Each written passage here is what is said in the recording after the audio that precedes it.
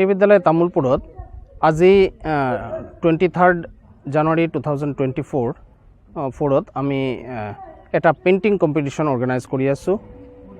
অকলে আমাৰ কেন্দ্ৰীয় বিদ্যালয় তামোলপুৰত নহয়, কেন্দ্ৰীয় বিদ্যালয় 500টা কেন্দ্ৰীয় বিদ্যালয়ৰো বেছি কেন্দ্ৰীয় বিদ্যালয়ত ইন কাণ্ট্ৰি এই কম্পিটিশ্যনটো হৈ আছে, য'ত কেন্দ্ৰীয় বিদ্যালয়ৰ ষ্টুডেণ্ট, নৱোদয় বিদ্যালয়ৰ ষ্টুডেণ্ট আৰু বেলেগ এডুকেশ্যন ইনষ্টিটিউশ্যনছৰ ষ্টুডেণ্টছক ক্লাছ 9ৰ পৰা 12লৈকে ষ্টুডেণ্টছক এটা অপৰচুনিটিজ দিয়া হৈ আছে কি পেইণ্টিং কম্পিটিশ্যনত তেওঁলোকে ভাগ ল'ব পাৰিব। ইয়াৰ পৰা বেষ্ট এণ্ট্ৰিজ, পেইণ্টিং কম্পিটিশ্যনৰ পৰা বেষ্ট এণ্ট্ৰিজ আমি চিলেক্ট কৰিম আৰ্ট এক্সিবিশ্যনৰ কাৰণে, যিটো আৰ্ট এক্সিবিশ্যন হ'ব পৰীক্ষা পে চৰ্চাৰ ভেনু দিল্লীত। তো এইটো ষ্টুডেণ্টছৰ কাৰণে এটা অপৰচুনিটিজ, অকলে কেন্দ্ৰীয় বিদ্যালয় নৱোদয় বিদ্যালয়ৰ নহয়, বেলেগ এডুকেশ্যন ইনষ্টিটিউশ্যনছৰো ষ্টুডেণ্টছ আমাৰ ইয়াতে আহিছে।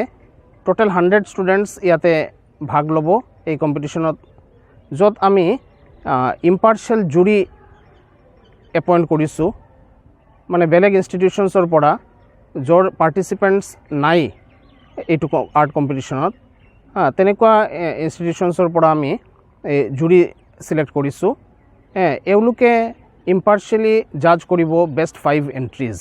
এই বেষ্ট 5 এণ্ট্ৰিজ আমি ফৰৱাৰ্ড কৰিম।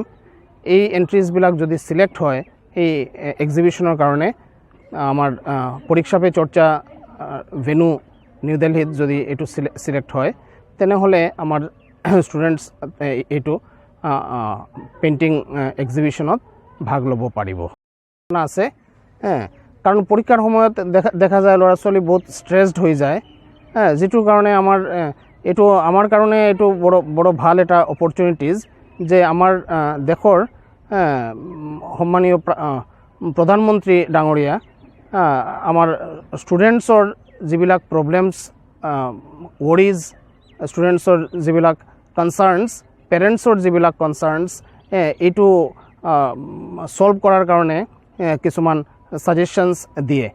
আৰু আগৰো যিবিলাক পৰীক্ষা পে চৰ্চা প্ৰগ্ৰাম হৈছে তাতে আমি দেখিছোঁ ছাজেশ্যনছবিলাক আমাৰ কাৰণে, টিচাৰ্ছৰ কাৰণে, ষ্টুডেণ্টৰ কাৰণে, পেৰেণ্টৰ কাৰণে এইবিলাক বেনিফিচিয়েল, বহুত বেছি বেনিফিচিয়েল আমি পাইছোঁ। আমি ৱেইট কৰি থাকোঁ কেতিয়া নেক্সট পৰীক্ষা পে চৰ্চা হ'ব।